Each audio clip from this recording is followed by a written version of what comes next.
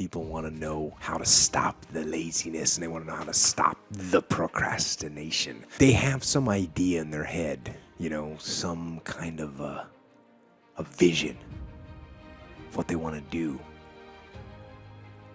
But they don't know where to start. They don't know where to start it, They don't know where to start. And so they say, hey, where do I start? And when's the best time to start? And I have a very simple answer for that. Here and now. That's it. You want to improve? You want to get better? You want to get on a workout program or a clean diet? You want to start a business? You want to write a book or make a movie or build a house or a computer or put together some mobile application? Where do you start? You start right here. And when do you start? You start right now. You initiate the action aggressively. You go. Because the idea isn't going to execute itself. And the book isn't going to write itself. And the weights out in the gym, they're not going to move themselves. You have to do it, and you have to do it now.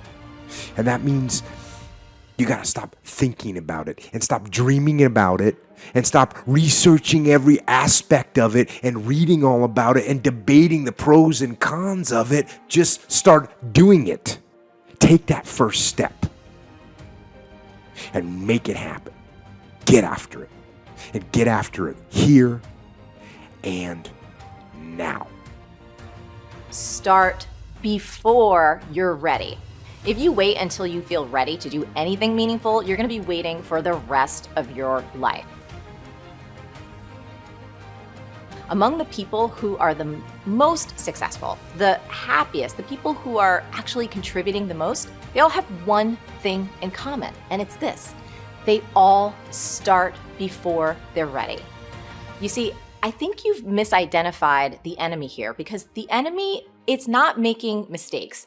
It's not changing your mind, and the enemy is not your fear. The only enemy that you need to defeat, my friend, is not getting started. This is what most of us just fail to realize. Action is the antidote to fear. Action creates progress and momentum. And action, consistent action, is all you ever need to make anything happen in your life. You're never, ever, ever, ever going to feel like doing the things you need to do in order to have what you want. You're always going to need to push yourself. You're always going to need to parent yourself. So what is the net advice on this? What is the bottom line? The bottom line is no one's coming. No one. No one's coming to push you.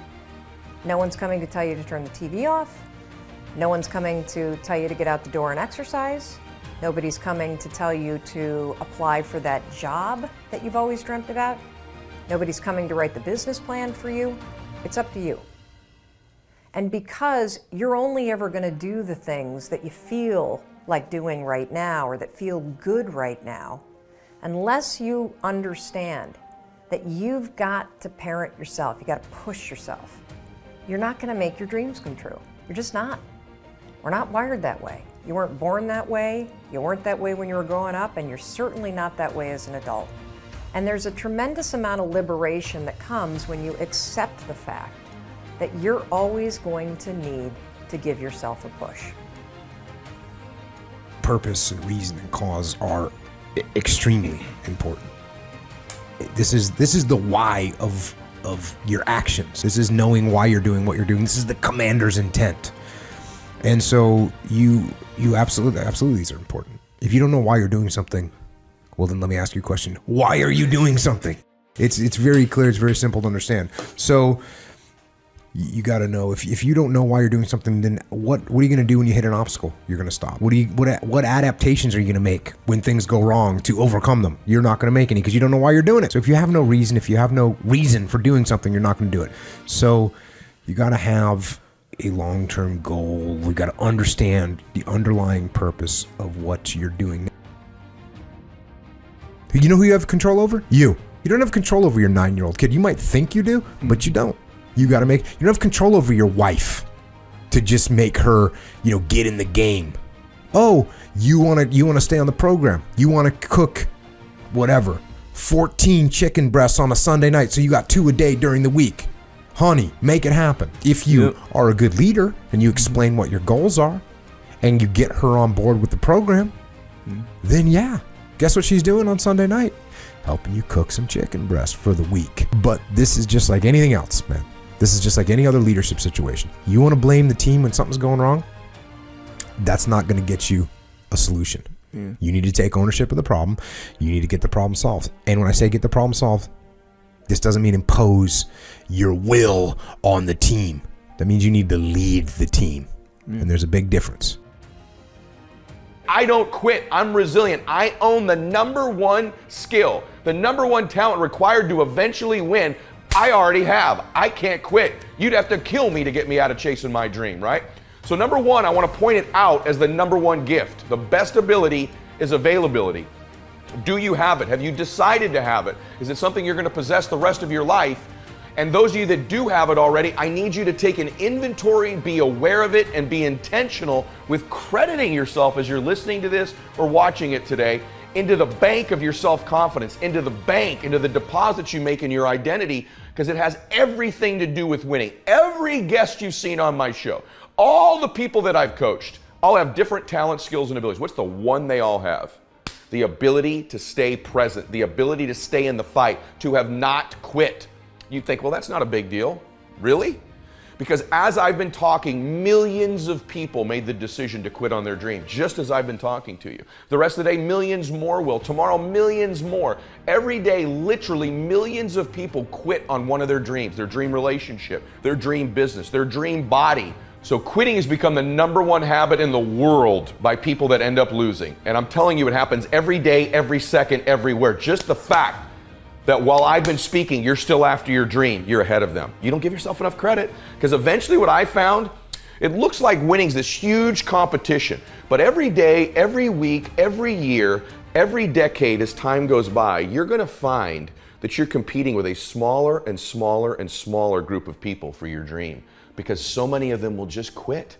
And by the way, many of them that quit will possess talents, maybe even gifts you don't have. Their incredible ability with people, their incredible strength, their incredible brain, and they'll quit with all this giftedness, but you got the talent.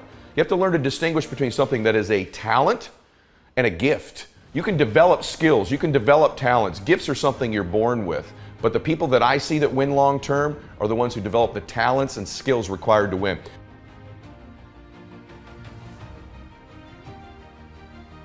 You know what I had? I had the ability to keep hitting the piñata in my life, to stick around long enough. And by the way, when you eventually win, it's not just you that gets all the candy, that gets all the victory, that gets all the money.